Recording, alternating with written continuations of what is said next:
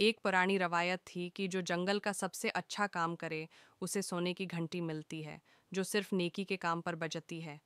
हर जानवर ने अपनी कोशिश की, कुछ ने दिखावे के लिए काम किए, कुछ ने दिल से। आखिर में एक छोटा सा बल्ली का बच्चा, जो हर रोज बीमार जानवरों को पानी पिलाता था, बगैर किसी लालच के, उसके हाथ में वो घंटी आई और खुद ब खुद बजने लगी।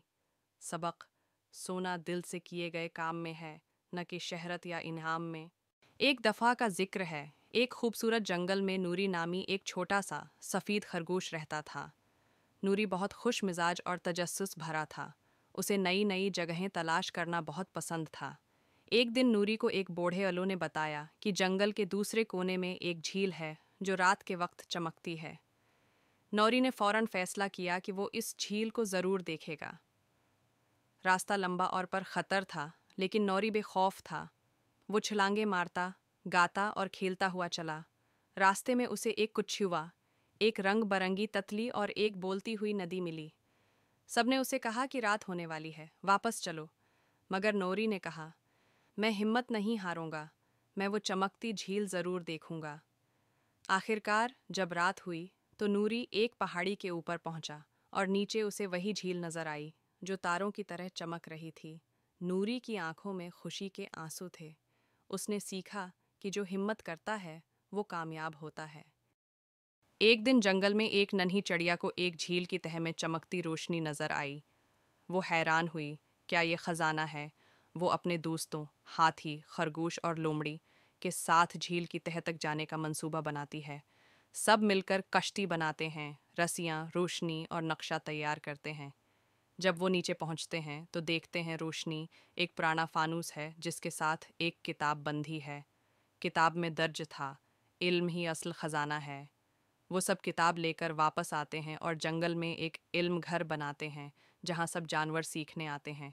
जंगल में एक अफवाह फैल गई कि एक पहाड़ पर एक दरख्त है जिस पर सोने के पत्ते उगते हैं। नन्ही नीली गिलहरी, जिसका नाम मैगी था, ने फैसला किया कि वो इस दरख्त को तलाश करेगी। रिश्ते में वो लालची भेड़िए, चालाक लोमड़ी और सस्त हरण से मिलती है। सब सोना चाहते हैं, लेकिन खुद मेहनत नहीं करना चाहते। मैगी पहाड़ पर चढ़ जाती है, दरख्त तक पहुंचती है और देखती है कि वो पत्ते असली सोने के नहीं, बल्कि सूरज की रोशनी में चमकने वाले ख़ास पत्तों से हैं। एक तख्ती पर लिखा होता है, जो मेहनत करे उसे रोशनी मिलती है, लालच वाले अंधेरे में रह जाते हैं। एक घने और हरे भरे जंगल में सब जानवर खुशी खुशी रहते थे। हर जानवर की अपनी खास बात थी। हाथी सबसे ताकतवर था, खरगोश सबसे तेज दौड़ने वाला, उल्लू सबसे अक्लमंद और तोता सबसे ज्यादा बातूनी। एक दिन सब जानवरों ने मिलकर फैसला किया कि अब हमें एक नया बादशाह चुनना चाहिए। लेकिन सवाल ये था, जंगल का बादशाह कौन बनेगा? शेर आगे आया और बोला, मैं ताकतवर हूँ, इसलिए मैं बादशाह हूँ। खरगोश हंसा, लेकिन बादशाह सिर्फ ताकत से नहीं बनता, उसे अक्लमंद और मेहरबान भी होना चाहिए। फिर सब जानवरों ने एक मुकाबले का ऐलान किया, जिसमें हर जानवर को अपनी खास खूबी दिखानी थी।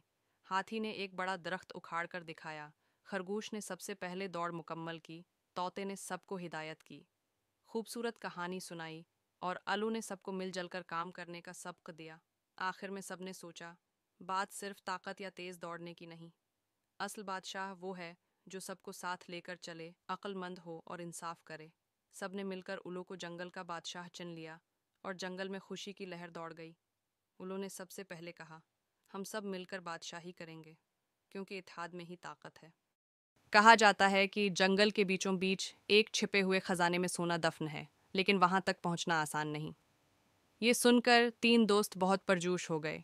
गड्डू खरगोश तेज और होशियार, चिको बंदर शरारती और फिर तीला मीरो कछुआ सिस्त लेकिन बहुत समझदार।